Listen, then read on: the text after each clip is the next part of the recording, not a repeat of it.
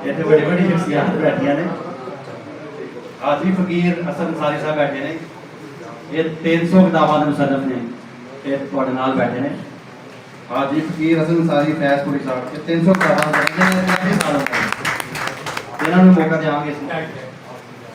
हाफिज सज्जाद साहब बैठे ने।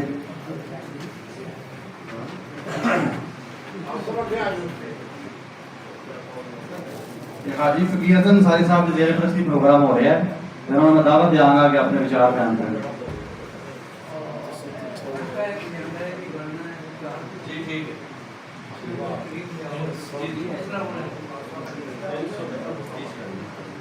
फकीर हसन अंसारी साहब आ रहे थे, मैं गल करदा मैं इन्हों अज पहली बार देख रहा ते रहीया खान दे विच जिहड़ा पंजाबी दा काम शुरू होया सी ना 1991 दे विच आपना दा उत्थे विजिट सी। असर अंसारी अकैडमी आप उत्थे कायम करके आए सी, जिहड़ी अगले साल पंजाबी अरबी बैठक च तब्दील हुई। वो मैं एक बार रिकॉर्ड देख रहा सी ते फकीर हसन अंसारी दा उत्थे जिक्र सी, तो मैं अज पहली बार देखा यानी कि रहीया खान दे विच जिहड़ा असीं भी काम कर रहे हैं इस तक वो असर अंसारी अकैडमी की वजह तो पंजाबी अरबी बैठक बनी 1992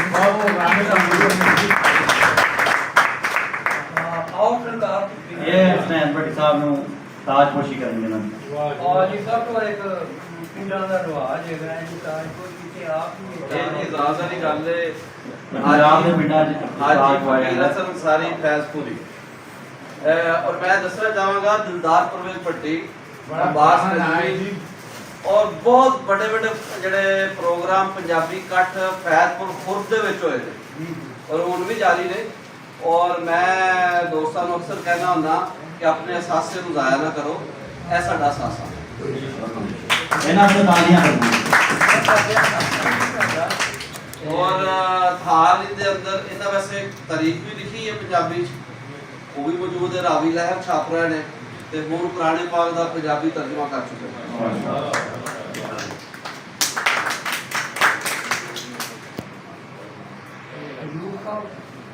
अयूब साहब दे वास्ते भी अयूब साहब बैठे ने।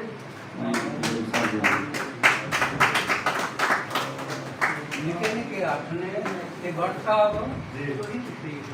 मासन मुसलमान मेरे हथ ने निके निके मैं ਤੁਹਾਡਾ ਮੱਦਾ ਤੇ ਕਿਨੂੰ ਮੰਨਦਾ ते अपने मुबारक हथां नाल रख दियो। सुभान अल्लाह ਮੁਬਾਰਕ ਹੈ ਤੁਹਾਡੇ ਨੇ ਬੋਲੋ ਲੇਕਿਨ ਮੈਂ ਨਹੀਂ ਹੱਥ ਪਾਣਾ ਨਾ ਕੋਸ਼ਿਸ਼ ਕਰ ਰਿਹਾ।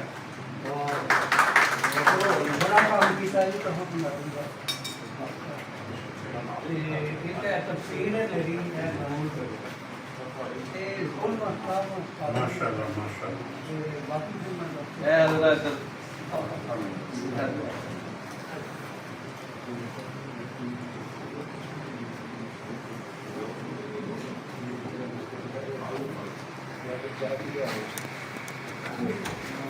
बड़ी मेहरबानी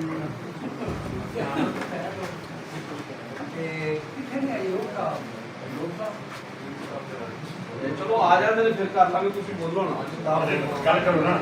ठीक है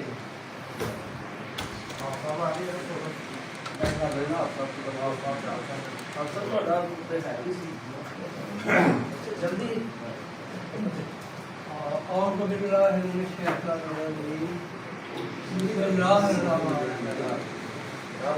दो चार शेर लिखे ने जी जनाब ने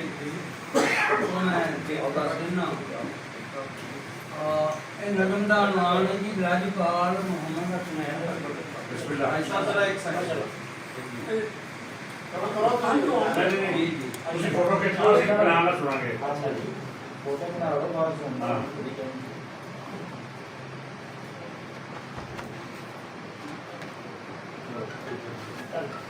बिस्मिल्लाह सर जी।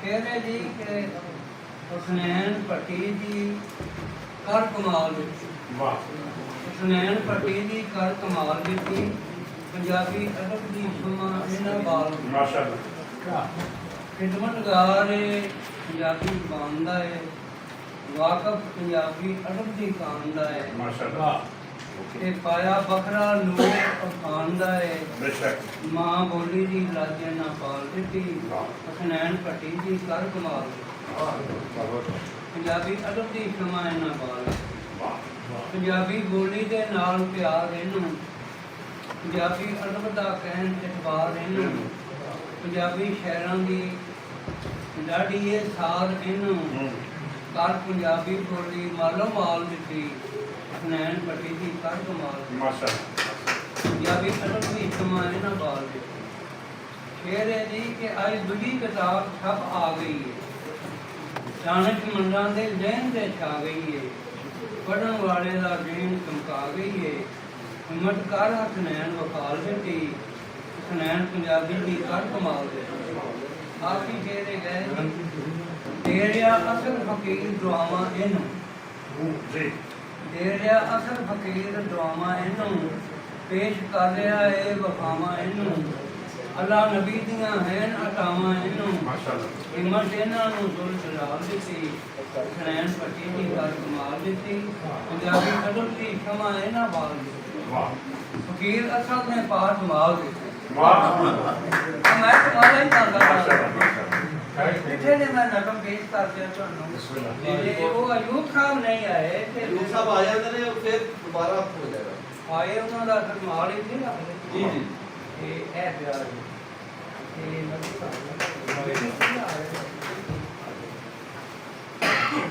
ਜੀ ਜੀ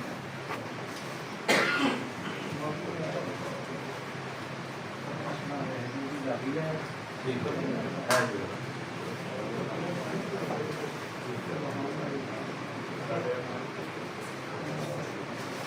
ਇਹ ਰਾਤ ਹੀ ਪੇਸ਼ ਕਰਦੇ ਜੀ ਠੀਕ ਹੈ